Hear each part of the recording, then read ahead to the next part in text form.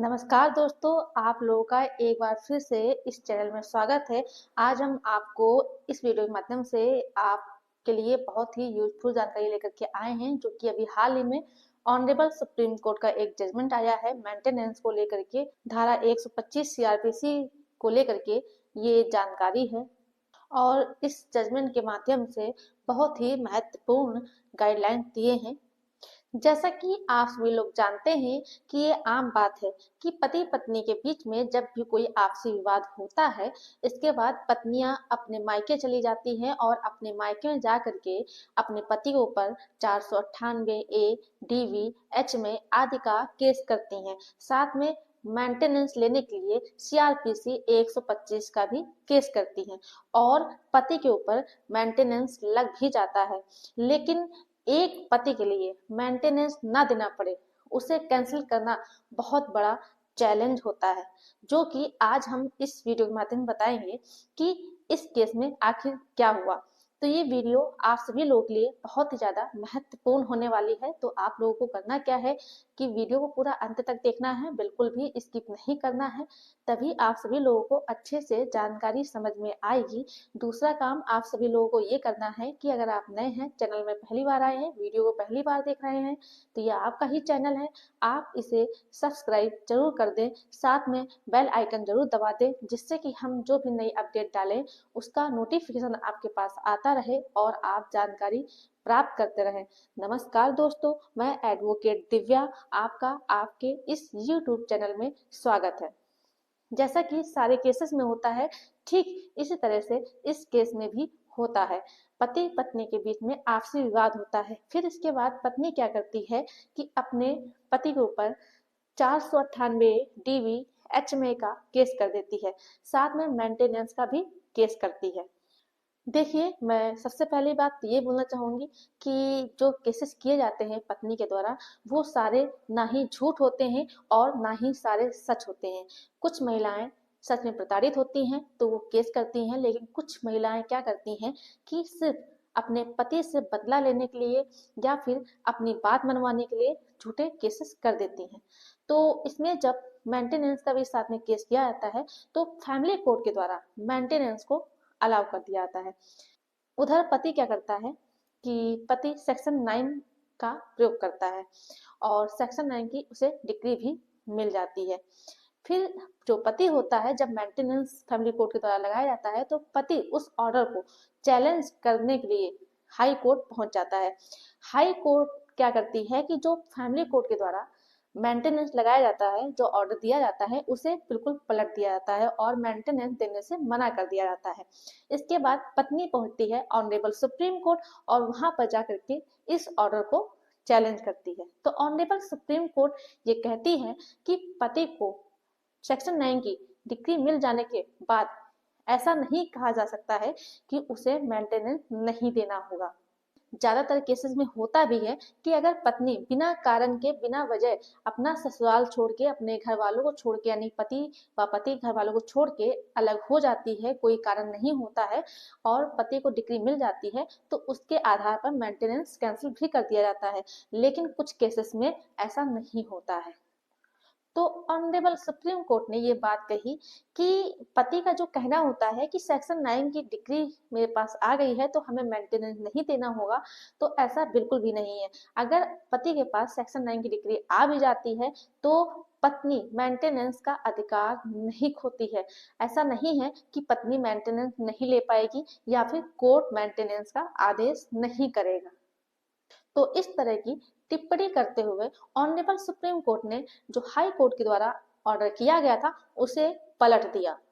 न्यायमूर्ति संजय कुमार ने इस फैसले में ये बात कही कि हमें ये देखना होता है कि पत्नी के घर छोड़ने की वजह क्या है, जो कि इस केस में पत्नी ने ये बात बताई थी कि मुझे ससुराल वालों के द्वारा प्रताड़ित किया जा रहा था, मुझे हैरास किया जा रहा था।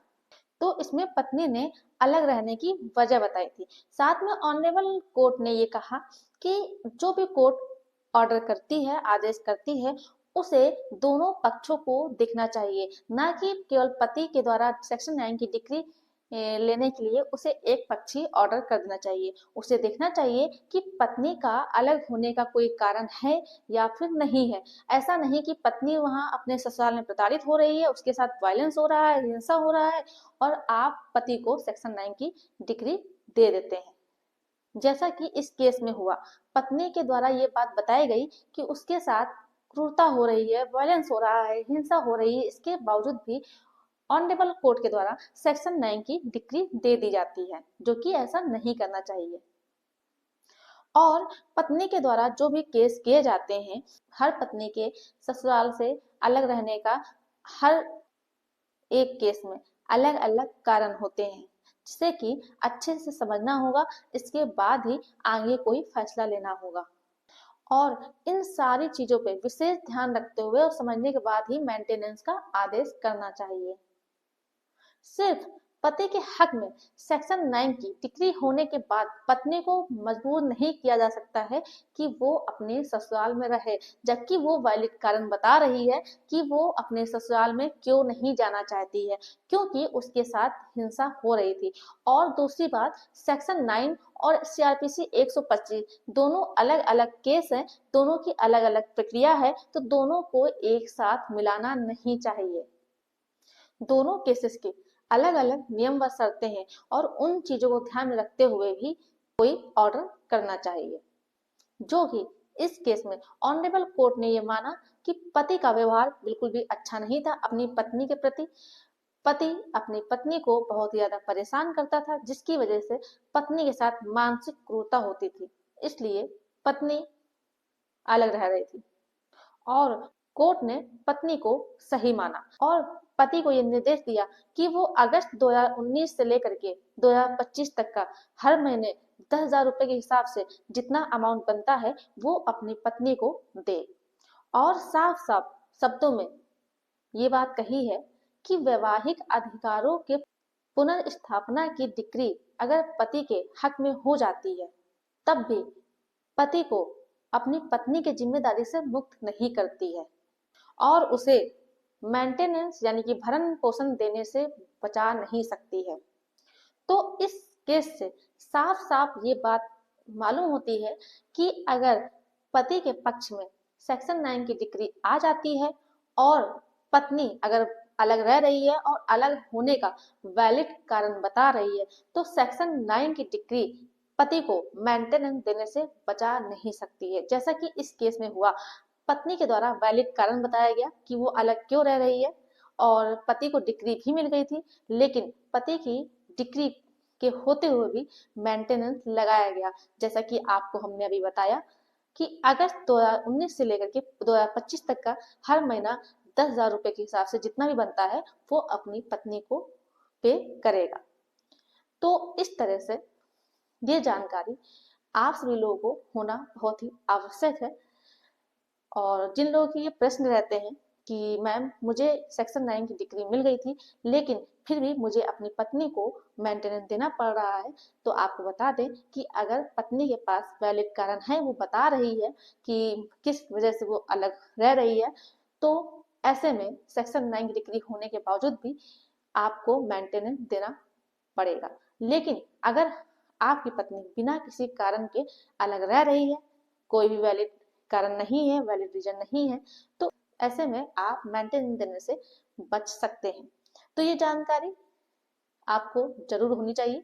मेरे द्वारा दी गई जानकारी अगर आपको पसंद आई हो तो वीडियो को लाइक जरूर कर दें, ज्यादा से ज्यादा लोगों को शेयर कर दीजिए और अभी भी अगर आपने चैनल को सब्सक्राइब नहीं किया है तो ये आपका ही चैनल है, आप इसे सब्सक्राइब जरूर कर दें। धन्यवाद।